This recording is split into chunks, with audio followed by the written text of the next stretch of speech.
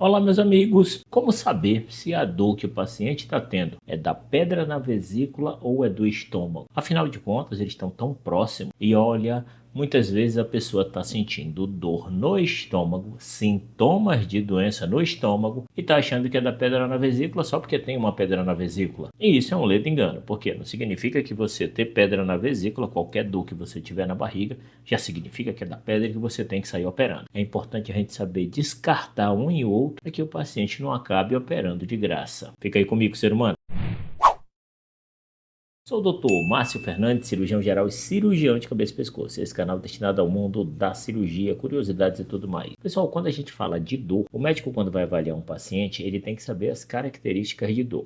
Ou seja, o órgão que está gerando essa dor, ele vai gerar dores com certas características. E é isso que a gente utiliza para tentar desvencilhar um órgão do outro que esteja gerando sintomas. Por quê? Porque muitas vezes aquele sintoma ele vai se confundir. E o que vocês têm que entender é que geralmente quando o estômago dói, ele dói por causa de um processo inflamatório. Ocorre uma inflamação na parede. Já a dor da pedra na vesícula, ela ocorre por causa de um processo de obstrução. Então a vesícula ela tem que se contrair para jogar o líquido que tem dentro, mas como está entupido, ela entope, ela amassa, está entupido, gera a dor. Então essa dor é uma dor obstrutiva. Logo, a dor vai ser de acordo com a contração. Logo, é uma dor tipo cólica. Então a gente tem que saber o tipo de dor para desvencilhar. Quando a gente fala de dor relacionada à pedra na vesícula, e como eu falei que ela é uma dor de contratilidade, igual como é uma diarreia da cólica intestinal, da cólica do útero, da cólica renal, a dor vai ser em cólica. Então vai ter períodos de maior intensidade e períodos de menor intensidade. E essa intensidade, muitas vezes, mesmo que ela vá aumentando a intensidade da dor,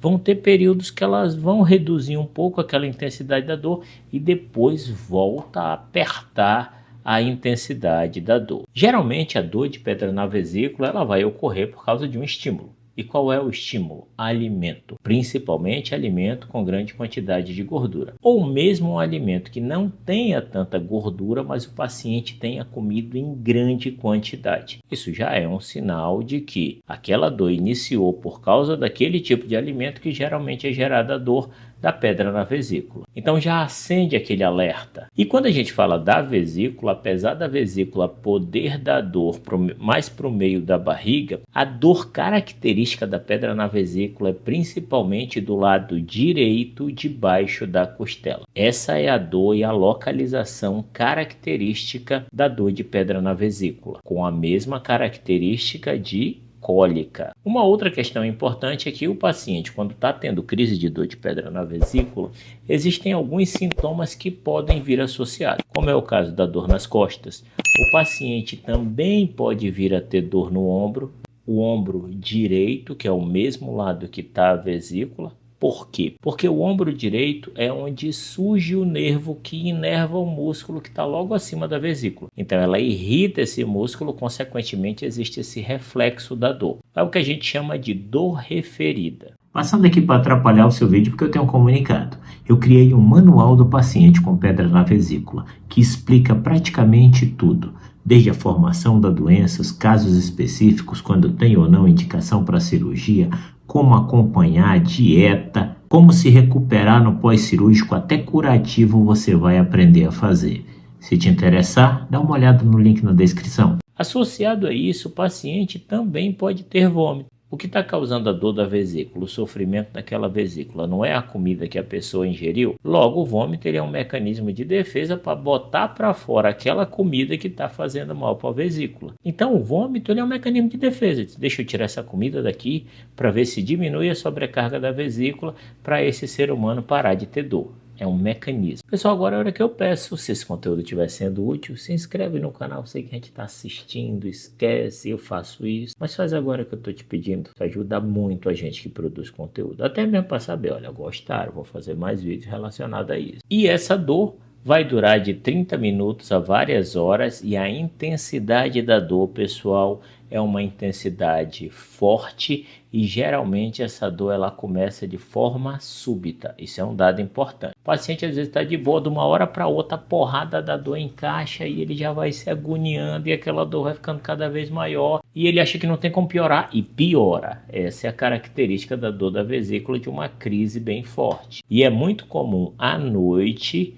justamente após algumas refeições mais pesadas. Final de semana, quando o pessoal vai lá meter o pé na jaca, come feito um desgramado e aí aquela dor vem de madrugada quando ele está no melhor do sono, quando ele está tendo aquele refluxo da madrugada, a dor encaixa. Uma coisa importante também, pessoal, é que quando a gente tem essas crises de dores, tem sinais de alerta quando se fala de vesícula que são importantes, que é o caso de febre, calafrio, olho amarelado, xixi escuro, da cor de um guaraná escuro, ou quando o paciente fica com os olhos e a pele amarelada. Já quando a gente fala da dor de estômago, a dor de estômago ela tem uma característica de que ela vai surgir de forma mais lenta, progressivamente ela vai se instalando, porém a dor não é aquela dor de cólica, porque a dor do estômago ela é proveniente de um processo inflamatório da parede do estômago. Então tu já vai ter uma dor em queimação, é uma dor surda que você não consegue localizar da maneira correta e você tem aquela sensação de dolorimento no local, ardência, uma sensação de peso, desconforto, muito comum associado a isso o paciente ter sintomas de má digestão, de doença do refluxo, azia, refluxo e em muitos casos essa dor da gastrite ela tende até a melhorar após a utilização de medicações ou após a ingestão de alimento. Por quê? Porque aquela gastrite está ocorrendo pelo meio ácido. Às vezes o paciente come, de preferência um alimento que não seja ácido, existe um certo tamponamento naquela região e ele diminui a sensação de dor. Essa é uma característica.